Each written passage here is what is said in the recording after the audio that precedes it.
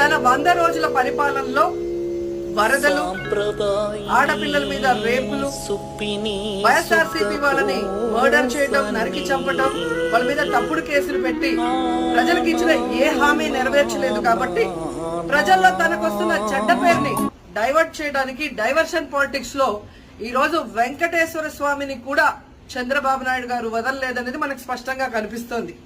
ఎందుకంటే ఆయనకి ఎప్పుడు అలవాటు, ఎప్పుడెప్పుడు ఆయనకి చెడ్డ పేరు వస్తుందో అప్పుడు ఏదో ఒక ఇష్యూని ఆయనే క్రియేట్ చేస్తాడు.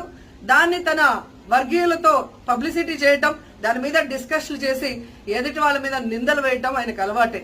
కానీ ఈ రోజు మీరు చూస్తే సాక్షాత్తు టీటీడీలో తిరుమల లడ్డూ మీద ఇంత దిగజారుడుతనంగా చంద్రబాబు నాయుడు గారు మాట్లాడతారని ఎవరు ఎక్స్పెక్ట్ చేయలేదు. ఈ రోజు ఆయన మాట్లాడాక ప్రతి ఒక్కరు కూడా చీ కొట్టడం మనం గమనిస్తూనే ఉన్నాం.